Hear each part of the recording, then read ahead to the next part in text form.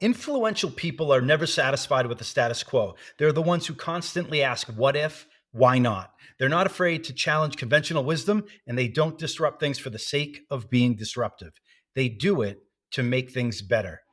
Welcome to Coach2Scale, how modern leaders build coaching cultures. I'm your host, Matt Benelli. Join me as we build a community of like-minded professionals who share the belief that effective coaching improves the performance of every team member. Our mission is to help leaders become better coaches. The Coach2Scale podcast is sponsored by Coachum, the world's first AI coaching execution platform that leverages evidence-based coaching to increase quota attainment. And with that, let's get started. That quote's from Dr. Travis Bradberry, but we're also going to talk to someone who prides themselves on productive disruption, and you're really in for a treat. I'm a kid in the candy store, excited to share this conversation with all of you. Today's guest, world-renowned researcher, author, presenter, trainer, advisor to B2B commercial execs around the world, also a great storyteller. He's the author of the best-selling book, The Challenger Sale, which everybody that listens and watches to this podcast is familiar with, and also the author of the Challenger Customer. You've also seen his work frequently in other prominent publications to include the Harvard Business Review. Maybe most importantly, he's known as having the biggest crystal ball in B2B sales. Brent Adamson, welcome to Coach2Scale. Thank you, Matt. I think like 10% of that was true. I did write the book, or at least one of the people who wrote the book. Other than that, it's all, I appreciate it. It's very flattering. And what a great quote. That's it. I don't know. You got to send that to me afterwards. That's outstanding. I like that a lot. All right, I will. Sounds good. Thanks for the feedback there. I try. There. By the way, it's adjacent to a quote, Steve Jobs, like the most quotable executive ever, maybe, but other than I don't know P.T. Barnum, but the Steve Jobs once told his team, I think there may be video of it. He said, "We're here to put a dent in the side of the universe. Otherwise, why should we even be here at all?" And that's kind of how I live my life. I don't necessarily succeed, but it's like, maybe it's something to do with, well, we can get really deep really fast. Like, let's dive right into it, like mortality and the fact that all of us are here for just a short while, and you kind of want to leave your mark, but hopefully leave your mark in a positive way for good and just make the world just a little bit better place than how you left it. I don't know. Well, I think as we all get a little bit longer in our careers, and we've older, right? and we've been fortunate. We have the opportunity to think about stuff like that. So I know in my little slice of the world, that's what we're trying to do with this podcast. And I know you've spent a lot of time doing that over the past couple of decades. So thank you. By the way, the most commonly quoted person I like to say is Mark Twain, because I feel like whenever someone doesn't know who said it, it goes to Mark Twain. He couldn't have possibly said all that stuff.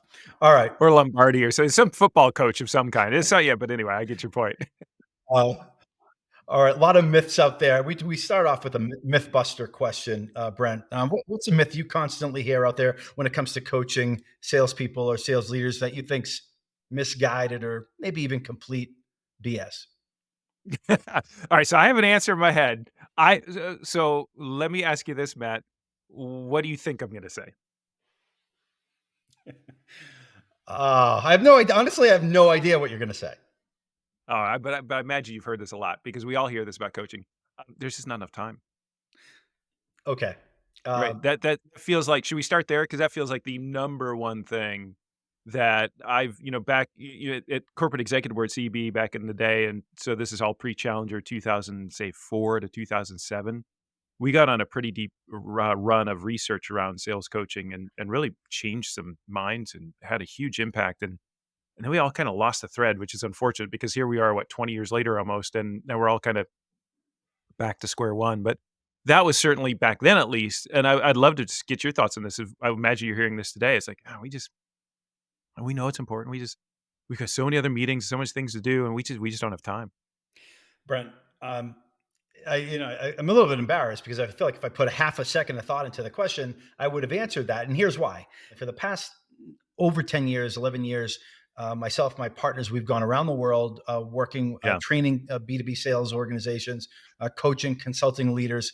And one of the questions we always ask is two questions. What to manage it? What do you want to do more of?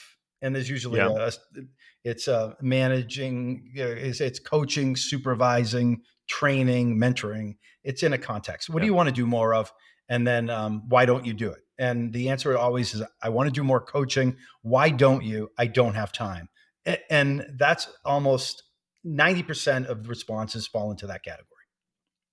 So here's why I think it's a myth is one is, not to get too personal because nobody cares, right? But I've been on, and I'm on my second one now, in my middle ages, a weight loss journey, right? And just things got a little away from me there for a while, right? So, and it's funny if you look at my weight chart, it spikes way up and it goes way down and it bounces around and it goes way back up, and I'm trying to drive it back down again.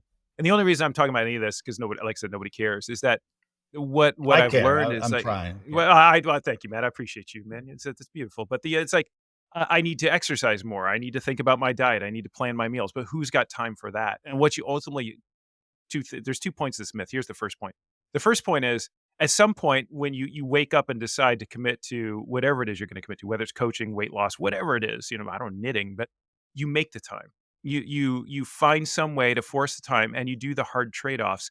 Now that's comes from a slightly position of privilege, but for most professionals, I think that's true. At least when it comes to coaching, is that life is about trade-offs, as we all know, not to tell people what they already live every single day, but and those trade-offs are hard. I tell people about weight loss, same thing I tell people about coaching. Every single day is a decision. And every single day you've got to remake that decision. You've got to make that decision, that hard decision to say, I'm going to focus on this at the expense of something else. And there's going to be costs for that, whether it's something doesn't get done or I get in trouble or whatever. And sometimes that's really hard math. And sometimes you have to forgive yourself and give yourself the grace to know that that's not always going to be the case. You can't always make that decision. So that's at a personal level, but at an organizational level, I think here's where this is where it really this point about time really came from. Back in the day, as I mentioned, in the early 2000s, we profiled a case at the time. It was from Novartis, the pharmaceutical company. I've heard various versions of this since then, but they decided for a number of different reasons they were going to double down on coaching. They were going to spend a lot of time, money, and effort on getting coaching right. And so they did exactly what you've done. Is they went out and talked to their managers, and everyone said, we'd love to coach, we just don't have time. So their conclusion was, wow, we have a capacity problem. We have a time problem. So number one solution is we are going to clear the decks. We are going to kill all the meetings. We're not all of them. We're going to kill many meetings. We're going to free up time. So before they even got started, they took a survey of their sales reps. This is kind of what got them started on this in the first place, around the quality and the quantity of coaching that they're receiving. And their sales reps like the scores were like through the floor, right? It's like we're not getting coaching. It's a low quality coaching. There's basically the overall score for coaching was very, very low.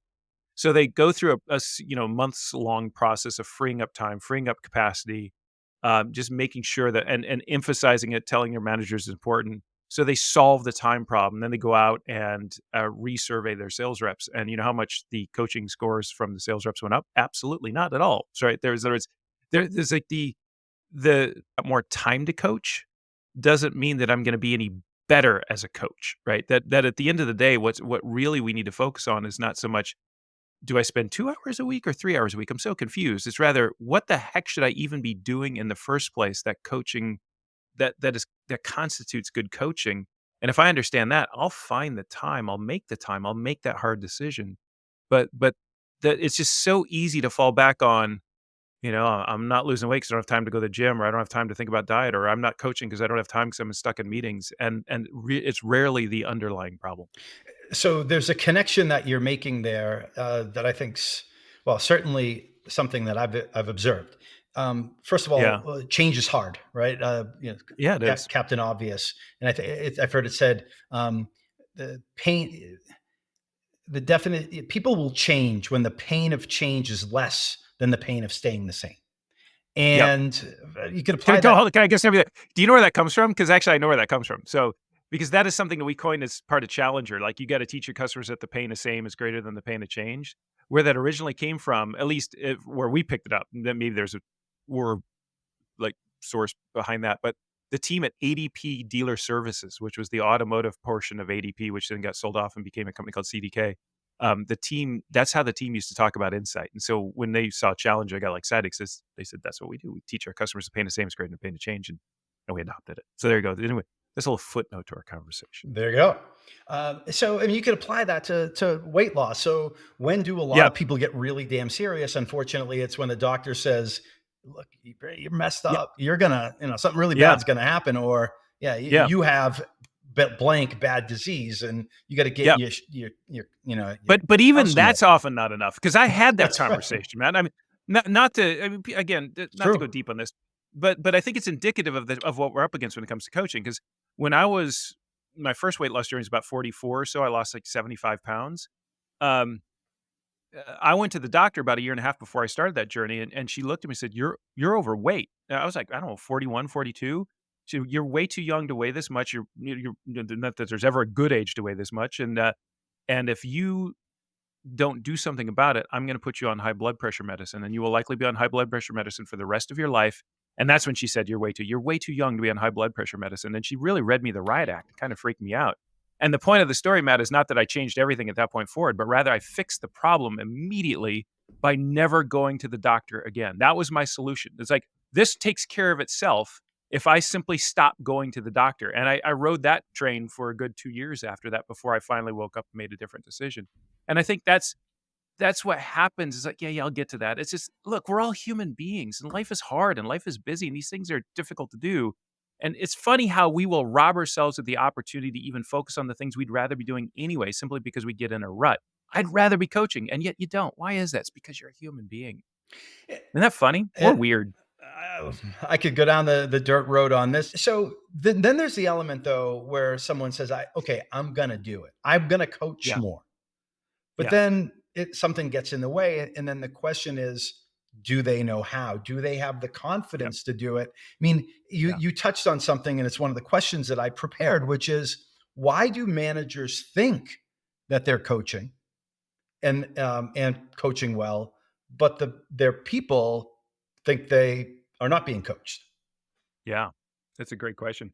Um, I don't have a bar chart to give you an answer, but first of all, just acknowledge the challenge, right? This is always super interesting. We've seen this over and over again, right? When you survey managers and ask them how much time are you coaching and how good is that coaching, or ask them to assess coaching in some form or another, and then you ask the sellers that are reporting into them the exact same questions, they're almost always divergent, right? Those answers should always line up on sort of a 45-degree angle, depending on how you plot things, and they never do, right? So it's the managers are always over-indexed in terms of time and quality, and reps under-index, right? But I think I'd love to get your thoughts on this. Um, the I think first of all, it starts with um, a lack of a common definition of what do we even mean by coaching, right? Because it's like managers coach. It's like, I'm coaching, and it's right. So if you never coach, it's like when that happens. It's the same thing in marriage, right? It's like when something like that happens, it's oftentimes a breakdown in communication more than anything else. It's literally where one has to start is technical and geeky as this may sound, is with the definition of terms, Yeah. right? And we, because at that point it's a definitional problem. I say I'm coaching. I say you're not coaching. It's like, rather than like who there's like, and we always assume, well, one of us must be right and one of us must be wrong. Actually, I'm more interested in the world where we're both right. I say I'm coaching, and in my mind I'm right. You say I'm not coaching, and in your mind you're right. Clearly, what if both of those things could be true at the same time? And the way that both those things could be true at the same time is if we are actually defining coaching in two completely different ways. Yeah. And so that is, you can't make progress against that by picking a winner. It's like, no, she's right or he's right or they're wrong. You have to you have to solve for that by saying, let's just be very clear. When we say coaching, here's what we mean. It's customized to an individual. It's based on behavior, not on outcomes. It's a certain amount of time per week. It is embedded into workflow. Whatever, there's lots of different dimensions of Mhm. coaching one might, but it's like, you have to make sure everyone sees the same thing. Otherwise, and then you can go back and ask the question, and you'll still find some divergence. But I think that's the starting point. Yeah, and I agree with you. I think in the majority of situations, it comes down to a difference in the definition. And I think managers likely think when they're telling people what they need to do, Yeah, and like Monday morning, how did you do against your metrics for last week? They think that's coaching.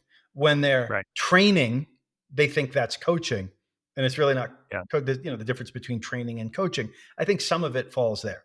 Uh, You want to think about how frustrating this is for a manager then. It's like, well, I spent all this time coaching to the outcomes off of the spreadsheet of where we are in the funnel. And you say, well, that's not coaching. And they say, yeah, but I also spent a lot of time coaching on that new training material. Well, that's not coaching, that's training. And the other thing was, it's like, well, then what do you want me to bleep? And I would imagine as a manager, it actually gets quite frustrating, right? It's like, I keep doing all these things that in the name of coaching, and you keep telling me it's not coaching. Well, then what the bleep is coaching, right? And so it's almost unfair to managers and to reps too, but to managers to hold them accountable for coaching without any kind of clear definition, because it's just, I then you just wind up in a situation where I see them doing it.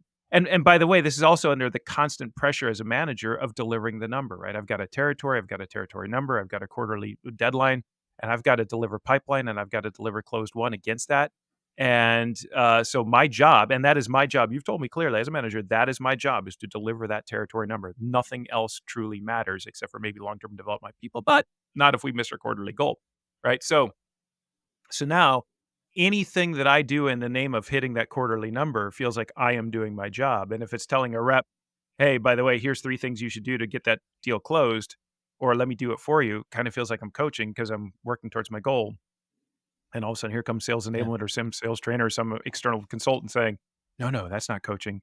But see, then I'm kind of stuck. Well, it's like, okay, if that's not coaching, I don't know what is, problem number 1. And 2, if that's not coaching and I don't know what is, it doesn't matter, because I'm doing the stuff that truly matters, because I'm trying to deliver the number and that's my job. So you could take your coaching and you could walk out the door because it's a waste of my time. Because you see what I'm saying? It's Yeah. like the human dynamics of this are actually super interesting. Well, it's so what is coaching, and then that needs to be defined, but then it also needs to be linked to how that's going to help you get to the number, Yeah. Right. quickly and more sustainably. And so the numbers probably better than I do here, but roughly speaking, 9%, less than 10% of the training budget goes into training managers on how to be managers and how to be coaches. And so therein may lie part of the problem. So we're going to try to fix it here, because we're going to give people some free training and coaching on that. So to that point, people always ask, okay, where do I get started? And let's say I've gone through this process. I have my proverbial A player, B player, and C player. And let's assume that most people know that they need to be coached differently. You can't peanut butter it out. And I know you have a point of view on this. What is a way the managers can look at? How should we be thinking about coaching our A players differently than our B players versus our C players? So this comes from a piece of data we developed again at CEB as part of what was at the time called the Sales Executive Council, which was the sales practice within CEB. And this is again about 2005. And I and a number of us traveled all over the world talking about this data for a number of years and became pretty well known. We internally often refer to it as the tipping curves graph. The tipping curves graph is simply well, let me back up.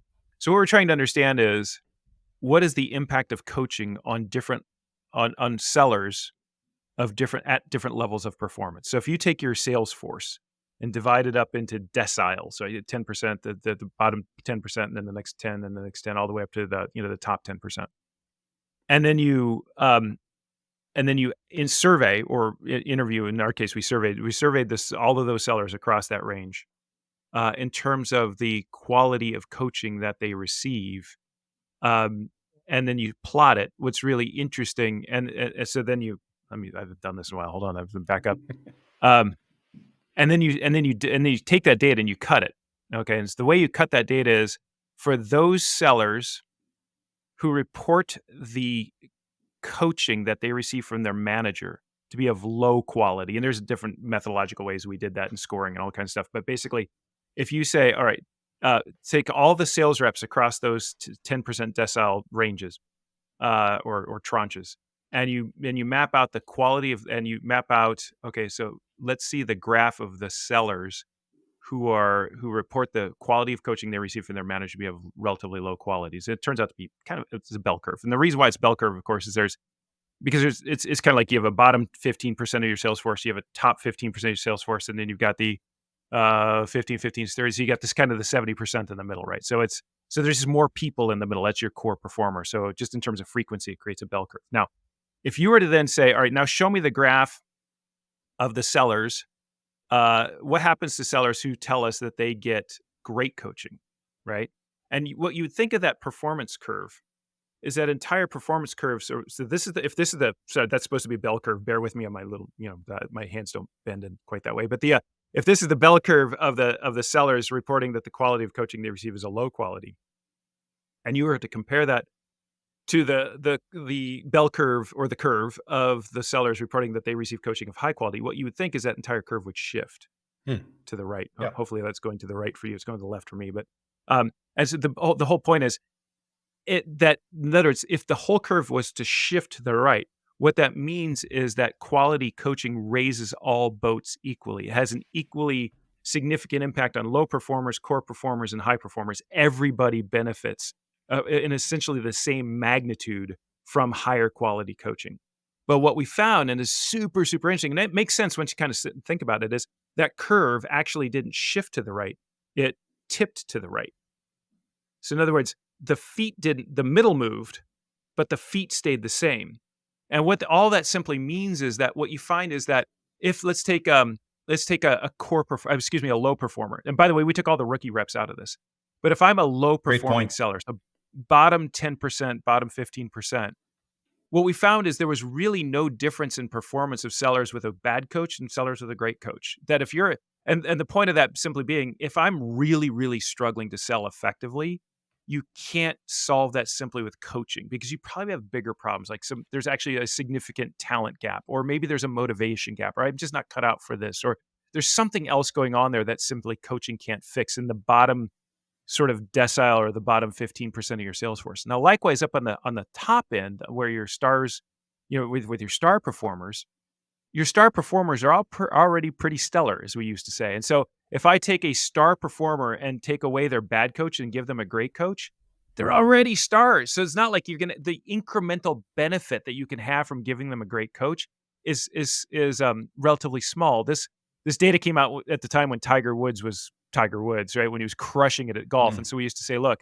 if I give Tiger Woods a significantly better coach, how much better is Tiger Woods going to be? Maybe I'll shave another stroke off a score here and there, but I'm not going to make him 10x better because he's already freaking amazing, right? Right. But if I take that same world-class coach and put him or her against the core performers, the magnitude of increase in performance you're going to see is massive. And that's exactly what this tipping bell curve showed us, is that the benefit in terms of performance from coaching really resides in your core performers. It's moving the middle, the movable middle to the right. Yeah. Exactly. So unlike thinking about spreading your coaching bets so democratically, as you said, like peanut butter, it's like I coach one of two things happens in nature, right? Either I try to be very magnanimous. I try to do the right thing and what feels like the right thing and coach everyone the same amount, right? Because I got 10 reps, they each get 2 hours, right? That totally makes sense. It feels logical. Or the other thing that happens is like almost like this donut hole. I spend most of my time coaching the stars because it's fun, and the strugglers because they're struggling, and the people in the middle get kind of forgotten. Yeah. And literally what the data tells us, the true benefit is literally the exact opposite of that. Is that you coach your core for performance, and there's massive benefit to be had from that. And then the last, I know I'm rambling on, so just get it all on the table, and then I'll take a breath. But we did find a benefit for coaching star performers, but it wasn't in terms of performance; it was in terms of engagement. So for us at CB at the time, engagement was all about two things. It was about what we call discretionary effort. You're willing to go the extra mile, put in the extra hour, and intent to stay. Like, I love it here. I'm not leaving. And what we found is even though coaching didn't have a significantly strong impact on sales performance for those top performers, it did have a statistically significant impact on their engagement. So intent to stay and discretionary effort for even those star performers. So bottom line, put it all together, wrap it up in a bow. You coach your core for performance and your stars for engagement. And that's just a really different way of thinking about how you spread your bets. And coaching the top performers for engagement, could we also say you coach your top performers to retain them? Is that? Yes, because retention is, at least for us at the time, retention was baked into an engagement score. Mm-hmm. So if you think of almost like a root cause or a root cause, we say in Nebraska, right? So here's engagement, and engagement was made up of two things. It was discretionary effort and intent to stay. So yes, so retention sits here with intent to stay. which is all part of this engagement idea. Love the donut hole analogy. That's Yeah. something that's certainly observed. And it does feel like what you're talking about. Based on the data that the research that you did a while back. When we talk about coaching, what's old is new again, and it's almost Yeah. like people are like, oh, wow, yeah, we should be doing this, but it's not Kind new, of took our right? eye off that ball, right? No, it's not. And I mean, my whole life has been spent, or my whole professional career has been spent saying things that people tell me aren't new, right? That's when Challenger came out. I was like, "There's nothing new here. My stars were doing that already." And we say, "Well, no, we know your stars are doing it already because it wouldn't have shown up in the data otherwise." But it's frustrating for me a little bit, although I've kind of come to terms with it because apparently it's just like the futility of our own humanity. That got dark again. Sorry, but is that we made so much progress against coaching in 2004 to 2007, and companies all over the world were talking about the tipping curves, and companies were putting in coaching programs, and there was training, and this is about the same time as Linda Richardson really was at her peak and doing all the amazing work that Linda did. I've never met Linda personally, but I met a lot of her team that team was doing around coaching as well. To give full credit to them, there were other firms out there focused on coaching as well. And then, whether it's the global financial crisis, whether it's people got distracted by, thought leadership or maybe by Challenger or just kind of lost the thread or we all just got old, moved on and other people took our places. But somehow we just dropped the thread. We dropped the ball on coaching. And here we are nearly 20 years later and everyone's talking about it like it's, oh, we should probably focus on this. And it's like, oh man, it's kind of how do we even make progress as humanity? It's kind of crazy. Well, the tipping Too curves. much. Sorry. No, no, no. Like, I had you to the last statement. Keep going.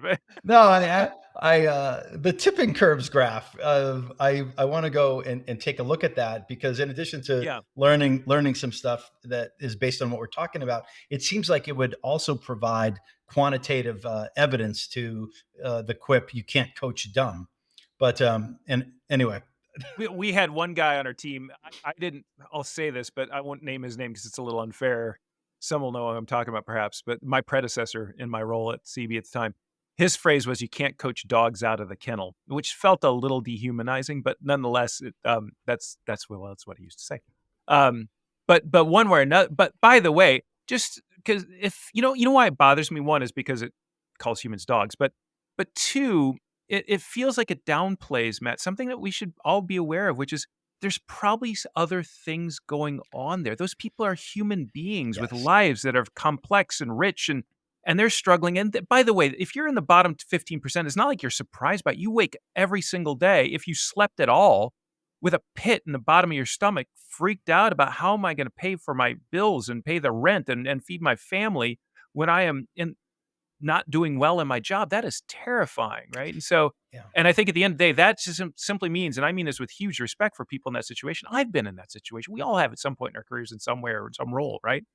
It is that's an opportunity to have a broader conversation. That's not like, let's talk about the Smith account and how to move it forward. That's let's have a broader conversation about what's right for you and where's your next step. Because you know what I mean? So that's that full stop. Yeah, I think I want to pull that thread a little bit because Yeah. you went someplace that I don't know. I didn't anticipate you going.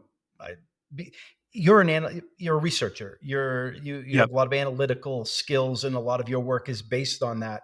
What you're talking Yeah. about is something more non-analytical, whatever that word is. It's more personal. It's like the fact that there's something going on Yeah. in somebody's life, and That's right. there's a lot going on in the world right now. There's Yep. you know, uh, em- employees show up for their reasons to work. They work for their reasons, not the company's reasons, and things get in the way. Is there, when it comes to coaching, is there Yeah. effect? Is it effective? Is there a responsibility? Should managers uh, get to know their people in such a way as to find out what may be getting in their way outside of work, and help to clear the path so that they can be more comfortable and more effective at their job?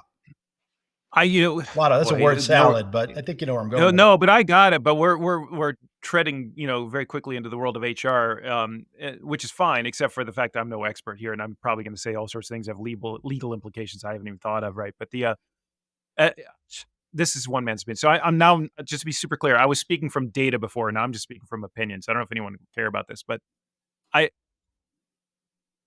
I think the best managers and I'll give you an analogy here in a second, but I think the best managers will at least offer their employees, their team members, a path to um, a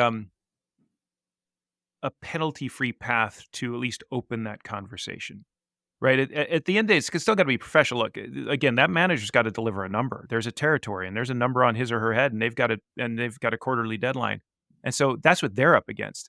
Um, but that doesn't mean we can't take a moment to just explore the humanity of just how can I help you? And how can I want to be here to help you either figure out whether this is right for you and help you get better and offer you the opportunity. But I think it's a two-way street, right? I was a teacher for many, many years before I became, I was a researcher then too. I was on the faculty at Michigan State as a professor of linguistics and German of all things, but which is my first career.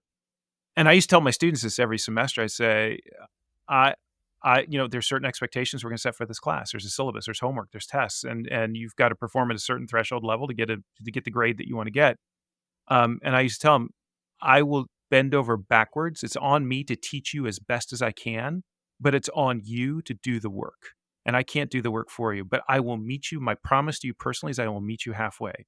And if you're struggling in class, come to my office hours and I will help you. But my philosophy of teaching would be the same as a manager is like, I taught to my A students. I came in and I gave them hell every single day. It's like, we're going to give me the smart kids in the room, the ones that have done the work, the ones that put in the time, and we're going to go hard.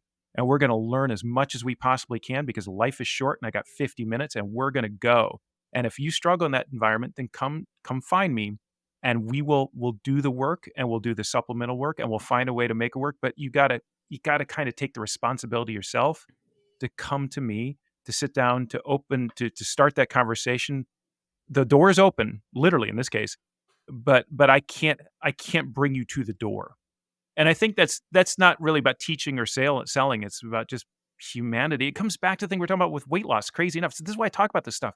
It's not because it's like a total non sequitur, but because it's all connected. It's like every single day is a decision, right? Every single day we've got to decide: do I want help? Am I willing to reach out for help? Can I allow myself to ask for help? And you've got to be open to coaching to receive it. Boy, that sounds really tree huggy, doesn't it? But it's kind of true, isn't it? Well, yeah, no, it is true, and a lot of the stuff is tree huggy is real. By the way, all those I've got 5 college degrees, and just so you're wondering, Matt, 4 of them are liberal arts. So if you're wondering where else, yes, I'm a geeky researcher, but I'm more than that, I'm a liberal arts guy. Yeah, So no, that's poli sci, brother. I saw that. Boston where it all College, comes from. right? Poli sci.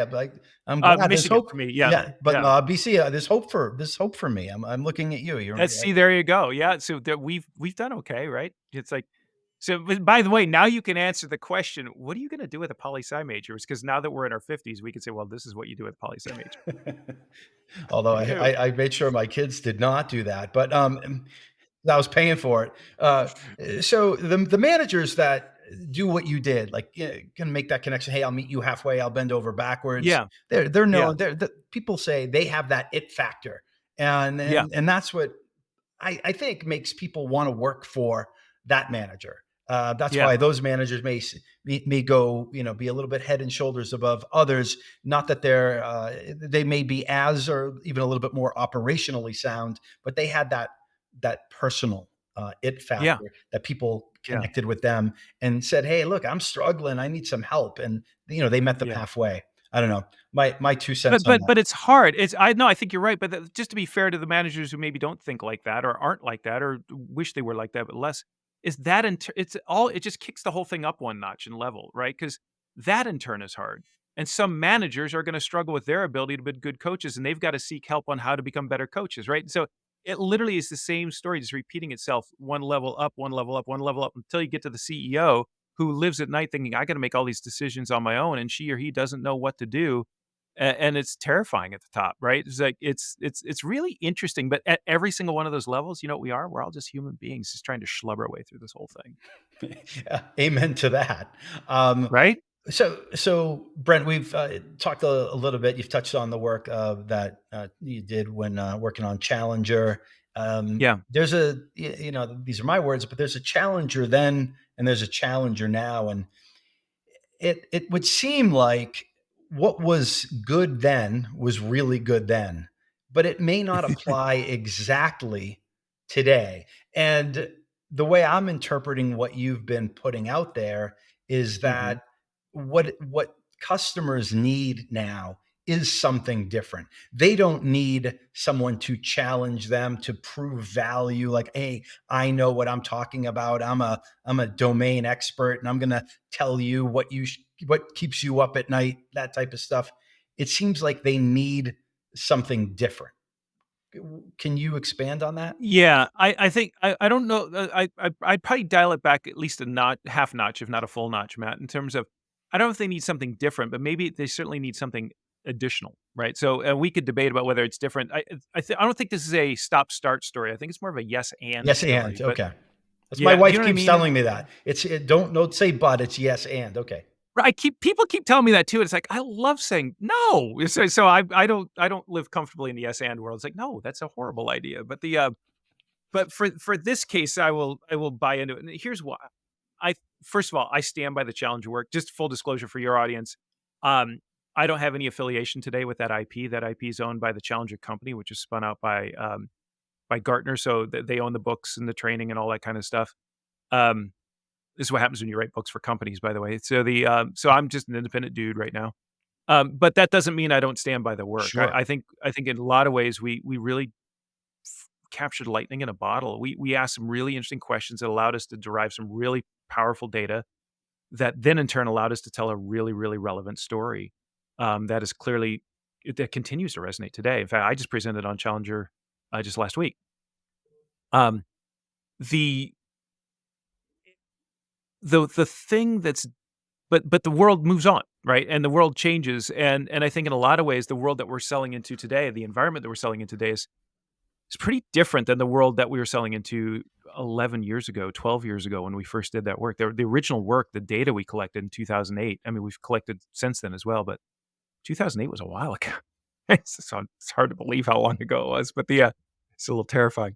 It's a lot of existential dread in this conversation, Matt, so bear with me. But nonetheless, the thing that's different today, if I had to boil it down to a one word, one single word, the entire narrative about how the world is different today, for Challenger, it'd be the word context, which is, I think, actually, and this might be where I'd parse your words a little differently, is I think it actually still can be extremely valuable to show up to customers with an insight as opposed to a bunch of questions for you. Like, what are you Absolutely. working on? What's you on, right? Have a hypothesis, and even better, have some evidence, a data-driven perspective on how they could make money, save money, mitigate risk in ways that they had never fully anticipated. Challenge their thinking diplomatically, professionally. I will stand by that because it's what I'm kind of doing in this conversation. It's literally what I do for a living. So there's a projection bias for me there. Will always be very personal, although it was all data driven. It always resonated with me because it's kind of how I live my life. And I agree with you, by the Um, way.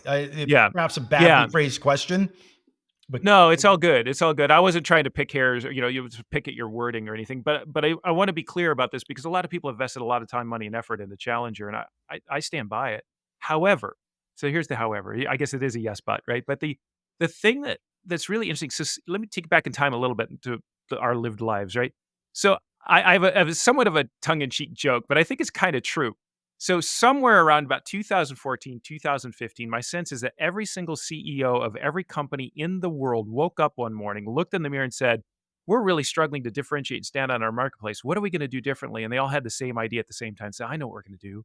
We're going to be a thought leader, right? So because if we can be a thought leader in our industry, we're going to demonstrate to our customers that we have deeper insights, smarter understanding of their markets, that essentially it was very parallel to Challenger. Whether you were on the Challenger journey or not, we all kind of came to this conclusion that we could share ideas and evidence and content and concepts and data with our customers that will help them think differently about their business.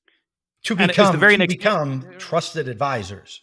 to become that's exactly right. So because if we could be thought leaders, then they're going to come to us first with their mission critical priorities, and they're going to trust us to solve their their deepest challenges, and we'll become a trusted advisor.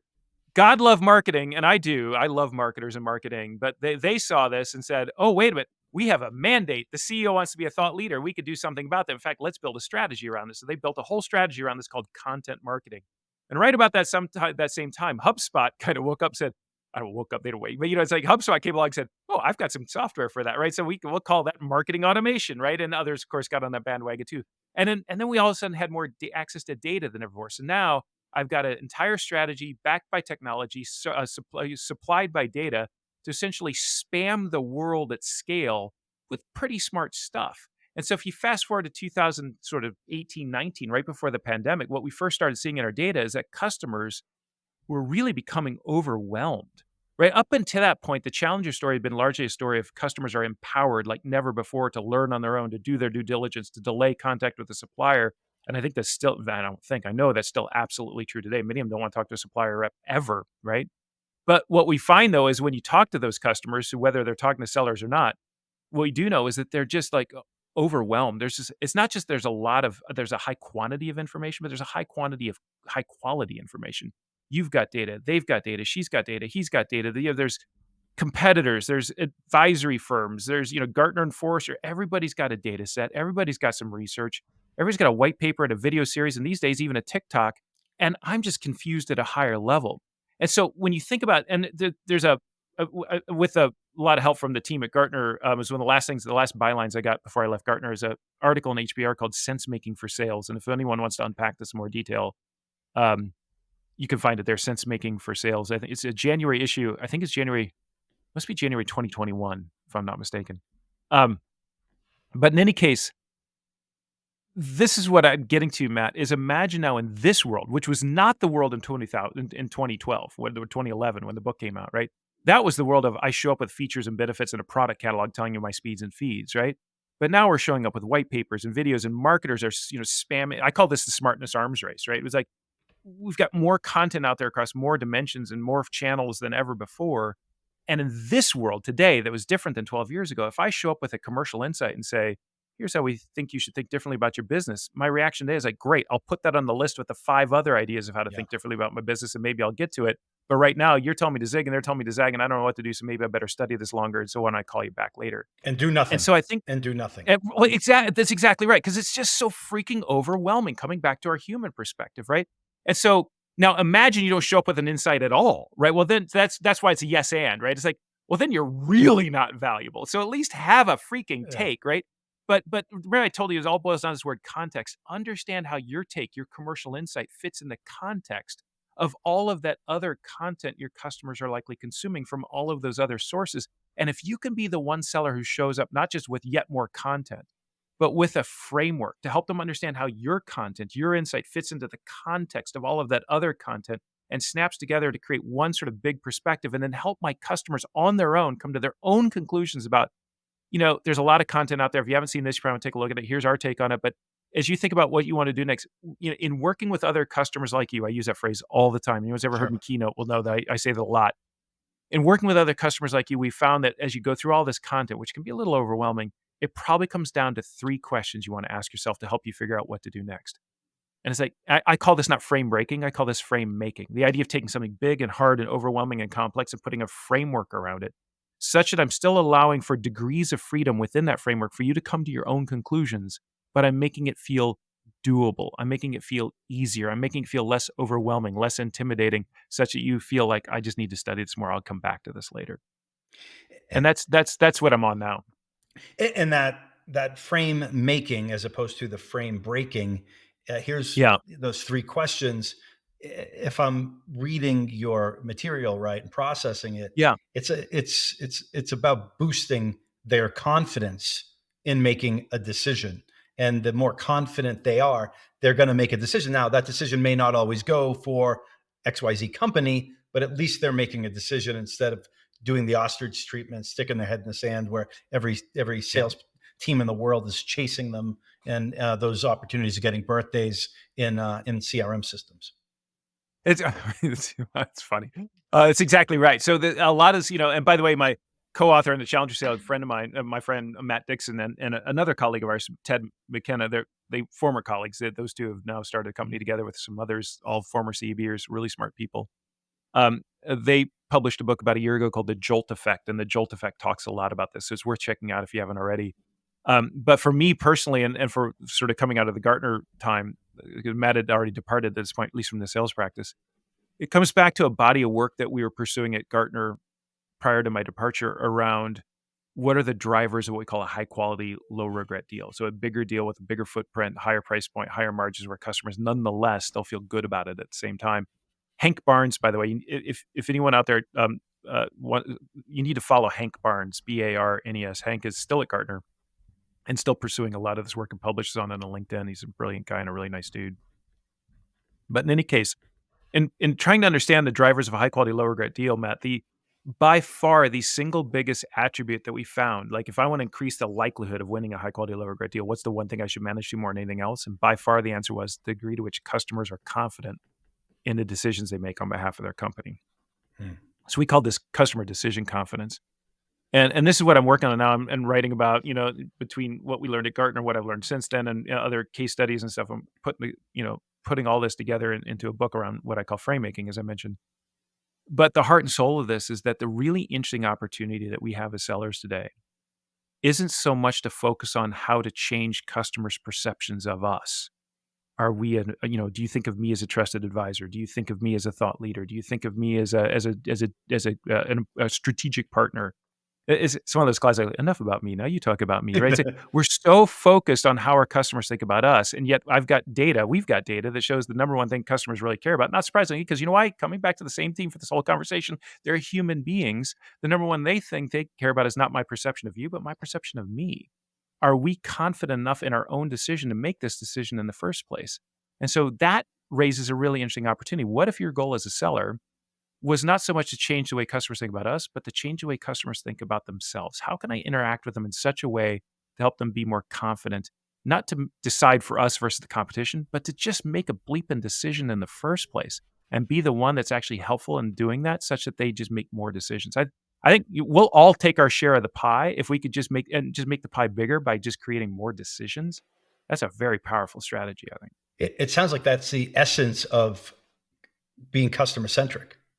Right? I mean, it's certainly part of Yeah. it. It certainly plays into it. If we're worried about building their confidence instead of just getting the deal, like we're focusing on, it's another way to focus on them. Would that be fair? I think that's right. So I did before I departed, I was at a company called Ecosystems for about a year and a half. It's a really cool SaaS platform in the value management space. And they gave me sort of a place to work on, funny enough, thought leadership and research and things like that. And so as part of that, I for a year and a half I published a weekly YouTube series called Brent's Breakdown. Mm-hmm. The person on the team and named it had no idea how close they got to the reality. But and it's like these 6-minute videos. They're still out there. They're on YouTube, and you can find them out there on YouTube under Brent's Breakdown. But I did an episode on this idea once, and the whole idea, Matt, was the challenge I have with being customer centric is we all say it. Yeah. I can't tell you how many sales kickoffs, how many keynotes I've done where I've been on stage where the CEO's just gotten off the stage and said, "This is the year of the customer. This is the year we surround the customers. Customer 360. The customer is the center of everything we do. We're going to be customer centric."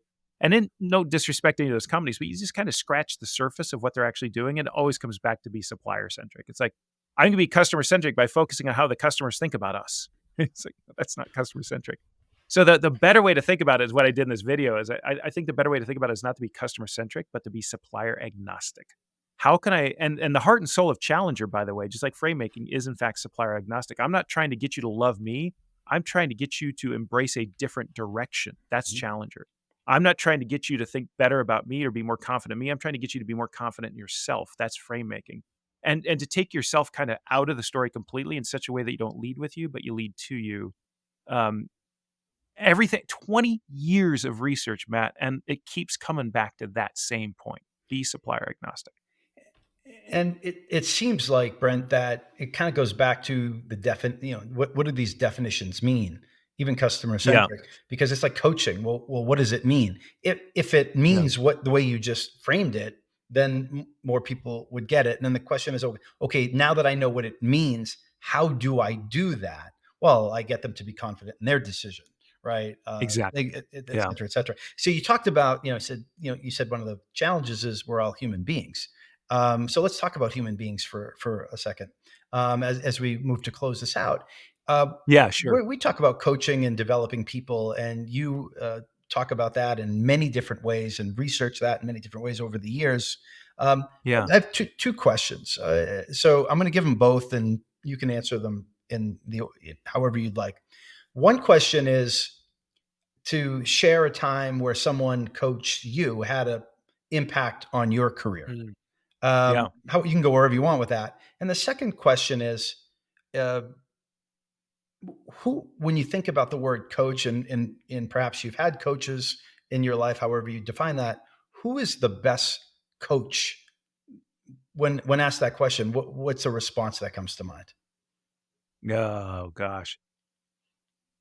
The second one, let's do them in reverse order. And I appreciate your flag of like as we wrap this up. So okay, so you're very funny, dude. Make it short. The the second question, I don't, it's like, oh god, I'm not gonna just don't name a football coach because it's so overwrought and nobody cares, right? So and I don't have one in mind anyway. Um, I don't have a person. I have a word that comes to mind though, Matt, and the word is empathy, right? It's the I think to be a great coach in sports and in work, in life, is in the classroom. And this is a lesson I had to learn over and over again as a teacher. And I was a pretty decent teacher, but I learned to be a decent teacher over the years, Matt, through humility, right? Through realizing I didn't really know what was going on in my students' lives. And when sometimes I'd learn and you realize it was some pretty heavy stuff. Like, just all of the heavy stuff that we as humans go through, whether it's relationships or drugs or, it's just like financial situations, depressions, mental, challenges. We're all just, again, I don't want to overdo it, but we're just human beings and trying to muddle our way through. And if you can come to coaching with a certain humility and a certain empathy that and a collaborative spirit of let's just see if we can work on this together, I think that's going to likely increase your likelihood to be an effective coach. And it's served me well. And I will tell you, I still struggle with that sometimes. It's particularly I've got this brand around me and my name, and people say, "Oh, you're the expert." It's like I don't really know what I'm doing either, man. We're all just muddling through, and I think this Some better than collaborative others. sort That's it. Yeah. no, but I don't. Maybe it's just because that's why I keep the state of Nebraska floating above my left shoulder here, right? Is because that's my roots or my roots, as we like to say there. It's like we're very humble people, and I think there's a reason for that. Is because we need to be humble. I've earned humility, trust me. But and so I think so. With that in mind, the person that and this is no one's gonna this won't matter to anyone. But since you offered me the opportunity, I will just take a very brief moment to call out my dissertation advisor, who has since passed away tragically way too soon. His name is Frank Donahue, and he was a professor of German at the University of Texas in Austin, where I did all my graduate work. And he effectively saved me. He was the person when I was so completely lost professionally, gave me an island to pull myself up onto the shore, and gave me a path to ultimately become a professor and a full time researcher. He taught me just about everything I know about presenting and teaching. And when you see me up on stage doing a sales kickoff, anything I do that's of any good, I learned from Frank Donahue 35, 40 years ago, and I miss him desperately. And I think to your point is like, I don't know that as coaches you have to create that I think of Frank less as a coach and more of a mentor, Yeah. which has this even deeper sort of meaning to it. I mean, he was life-changing for me. And so I want to be careful there that when we talk about coaching, we don't set the bar so high, right? Because then you know what I mean? It's like, I'm just asking you to coach. I'm not asking you to change someone's life, but somewhere on that humility and empathy spectrum of just be, I don't, you can actually achieve that level of mentorship, that level of impact. The fact that someone's talking about you with a love and nostalgia 30 years from now by just helping them feel better, not about you, but helping them feel better about themselves, which is exactly what we were just talking about with B2B buyers. Well, I think was it Maya Angelou? And people don't remember what you knew; they remember how you made them feel. I'm sure Yeah. he was a super smart person, but he Yeah. also you're remembering kind of how he made you feel too. Is there a like an example that you recall that you can share that you said he saved you? Like, was there like a one of And those so like it's probably tough a love type of longer, things, or yeah? there's a longer story for a longer podcast on a totally different topic sometime. But yeah, that gets to stuff nobody cares about my personal where I was in my life professionally and stuff. But I will tell you this because it's been ringing in my ears every day. I've since departed Eco as friends, but the reason why is not because I wanted to depart Eco, but because I've got this idea in my head about this body of work called frame making, and I want to put it in book form, and I want to see if I can capture lightning in a bottle one more time before it's all done, and just help the world a little bit. So I'm full-time writing, and working on a couple other projects, but and when you write a book like The Challenger Sale, or a part of writing a book called The Challenger Sale that is as successful as it is, I will tell you, Matt, God's honest truth, it's, for me at least, maybe not for Matt because he's already produced a couple more, but it's a little intimidating to sit down and write another book, right? I've done it with the Challenger customer, but it's still part of that. So I am struggling a little bit, to be totally honest, or with a little bit of writer's block, with a little bit of doubt, what you name it. And Frank Donahue, God love that man, he's in my ear, because I went through something very similar when I wrote my dissertation, and it was very, very hard. And for anyone who's written a dissertation, will know that it takes you to just some like really dark places. And he looked at me one day, and he just, because I wanted perfection, I wanted to change the world, I wanted to come onto the scene as the new professor. You set the bar so high for yourself, just like I am right now. And Frank looked at me one day and he said, Brent, he says, you got to understand. He said, the best dissertation is a finished dissertation. And I'll never forget it. And that's the words that are ringing in my ear right now, Matt. Wow. I think that the best blank is a finished blank. Right. I think, a lot of people that are listening can take that and apply it to something that they're dealing with today. So really 100%. Great story. And thanks for sharing that. Yeah, absolutely. Brent, what you've done a lot, you're doing a lot, you talked a little bit about the book. People follow you, they read your books. Where can they find you today? And how would you describe what you're doing today? And like you said, maybe it's I'm solely focused on capturing lightning in a bottle. The best place to find me is on LinkedIn. That's where I hang out a little. I'm there every day, just Mhm. checking the things. I'm sure you are too, Matt. I've got a little speaking website. If you're looking for, as I joked with you before I got on air, it's like, if you need me for a sales kickoff or birthday parties, bar mitzvahs, I'm actually already keynoting on this content. It's landing extremely well, which is what led me to decide to write a book.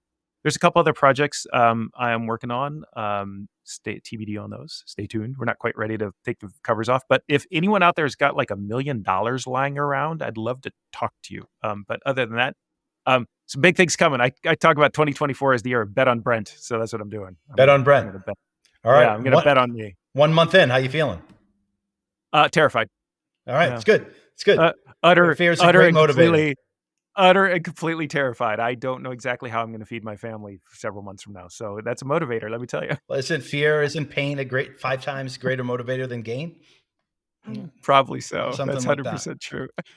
Well, Brent, last question. Yeah. There's a lot of leaders, a lot of, our target audience is sales leaders, right? From, CRO on down. People want to be leaders in primarily, not all, but primarily in technology sales, B2B SaaS.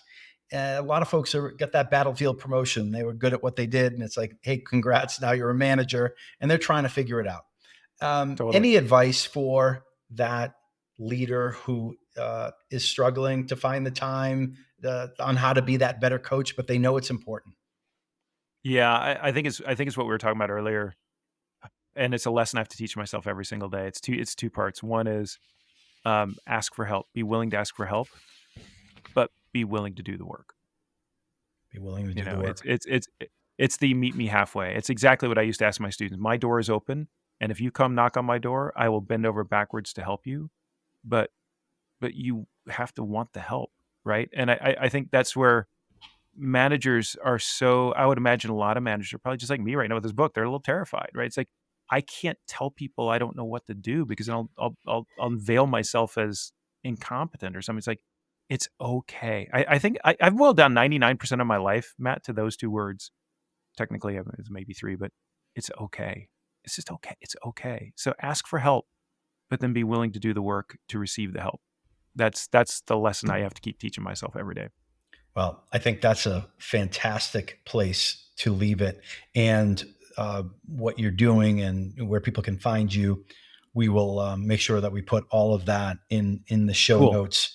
I appreciate you spending time with us today. And we talked about coaching, the definition, what it is, how to do it. We talked about customer confidence, frame making, right? There's a lot going on out there. And, Yeah. I think that listening to you, there's a bunch of nuggets that we can take from it, and we're thankful for it. So thank you very much, Brent.